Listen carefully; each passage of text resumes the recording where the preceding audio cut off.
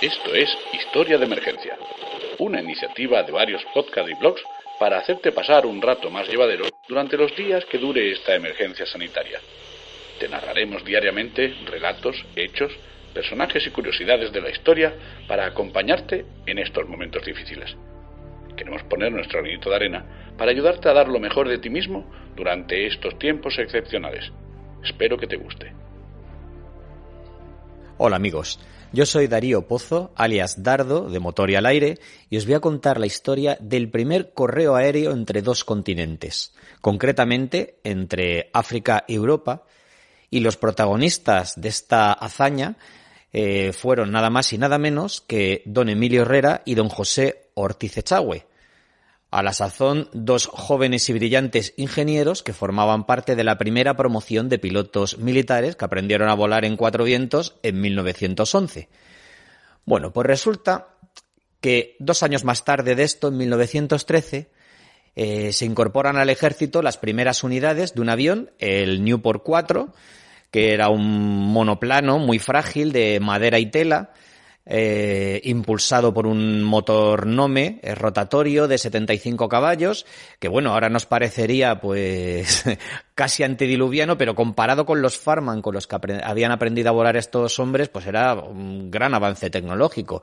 Las pruebas de este avión se hicieron a finales de 1913 y a principios de 1914 pues ya estaban dispuestos a pasar al servicio operativo, cosa que iba a tener lugar en África, que era donde el ejército tenía volcados en esos años, como sabéis, pues todos sus esfuerzos. Bueno, pues uno de estos hombres que os he referido, Emilio Herrera, había concebido el proyecto de incorporarse por aire a su destino. Su destino estaba en Tetuán y él pretendía salir con el avión desde Sevilla e ir en vuelo hasta Tetuán, cruzando por tanto el estrecho, cosa que no se había hecho en vuelo hasta entonces. El problema es que su proyecto fue filtrado a la prensa y se reveló que, entre otras cosas, Emilio Herrera pretendía sobrevolar el Peñón de Gibraltar.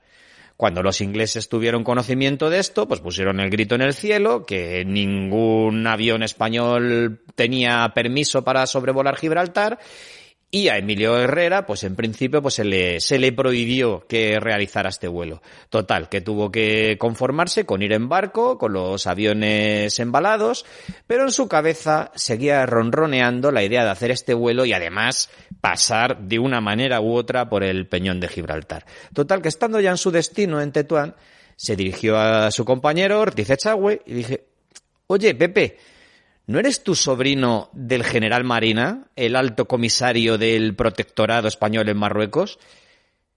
Y Ortiz Echagüe le dijo: «Pues sí, el general Marina es mi tío». ¿Por qué? Y dice: «Vamos a hablar con él, que es que se me ha ocurrido una idea y quiero que participes».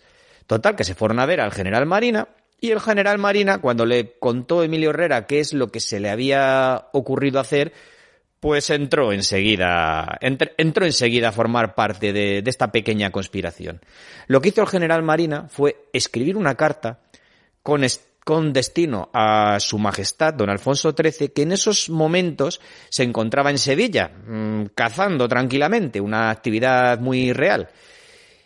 Y les encomendó a estos dos jóvenes tenientes, a Herrera y a Ortiz Echagüe, que entregaran esta carta a su majestad por el medio más rápido posible, sin mayor especificación. ¿Qué medio más rápido iba a haber que un avión? Lo de la rapidez es relativa, porque esta entrevista con el general Marina tuvo lugar el 7 de febrero de 1914 y ellos no estuvieron listos para emprender el vuelo hasta justo una semana más tarde, el 14 de febrero. Pero he aquí que llega ese día, amanece en Tetuán ese 14 de febrero de 1914 y estos dos hombres se preparan para despegar con su ligero Newport 4 y llevando como único cargamento esta carta para don Alfonso XIII. Despegan, ya os digo, muy de mañana, van tomando altura poquito a poquito, siguiendo la costa este africana, saliendo desde Tetuán. Cuando sobrevuelan el río Martín, les disparan desde algunas tribus de las que estaban por allí, afortunadamente con poca puntería, todavía no tenían mucha costumbre de disparar aviones. Van poquito a poquito ascendiendo con mucho esfuerzo hasta que llegan a las aguas del estrecho de Gibraltar y empiezan a cruzarlo. Tenían un viento, si lo miráis en el mapa, veréis que Tetuán está pues prácticamente justo al sur de Gibraltar. Y ese día tenían un viento muy fuerte de levante, o sea, el viento los estaba empujando hacia el oeste.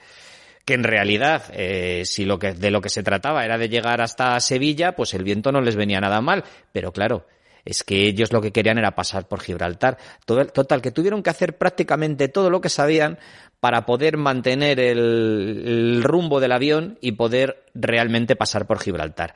A una altura de 1000 metros se encuentran con el peñón. Cuando empiezan a sobrevolarlo, los ingleses, alerta total en el peñón, los barcos empiezan a levantar sus cañones hacia ellos, hacia esta amenaza que se cierne sobre los intereses británicos en esta parte del continente. Pero claro, todavía no se habían inventado los cañones antiaéreos y los cañones de los barcos no tenían ángulo suficiente como para disparar hacia tan arriba. Con lo cual, Herrera y Ortiz Echagüe pues podían volar impunemente.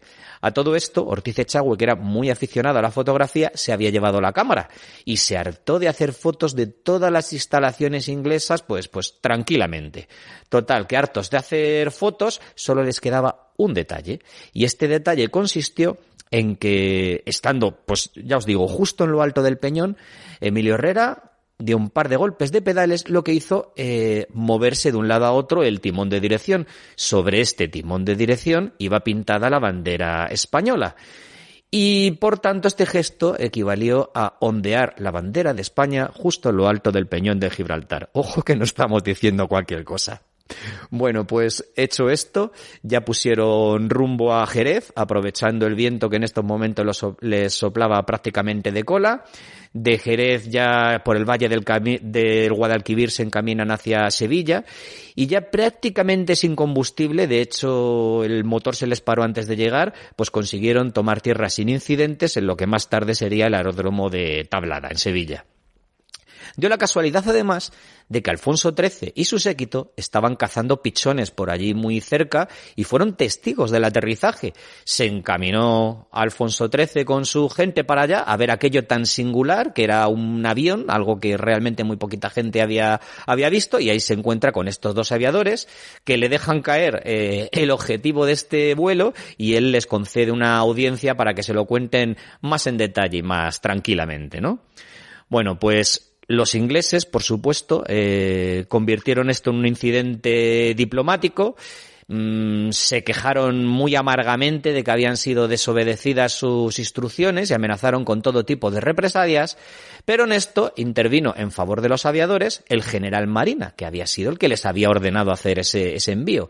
Y lo que les dijo el general Marina a los ingleses fue que en ningún momento este avión español había volado por encima del peñón, que si en algún momento habían tenido la impresión de que así había sido, pues no podía ser otra cosa que un efecto óptico que es común que se produzca cuando los aviones vuelan a tanta altura, pero en realidad no, por supuesto, habían bordeado el peñón, pero no lo habían sobrevolado en ningún momento. Por supuesto, habían pasado justo por todo lo alto. Y el rey Alfonso XIII, a quien le encantó este detalle, o sea, disfrutó de lo lindo mientras se lo contaban, pues nombró a ambos aviadores, a Herrera y a Ortiz Echagüe, gentilhombres de la Cámara del Rey. Y bueno, esta es la historia del primer correo aéreo, en el que la carta fue lo de menos, entre dos continentes, y los protagonistas de este vuelo, como os he contado, dos españoles. Bueno, pues espero que hayáis disfrutado de esta historia. Esto ha sido todo. Gracias.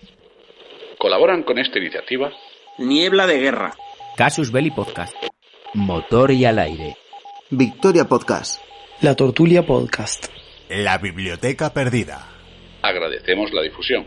Si eres podcaster y quieres unirte y participar, ponte en contacto con cualquiera de los podcasts que hemos nombrado.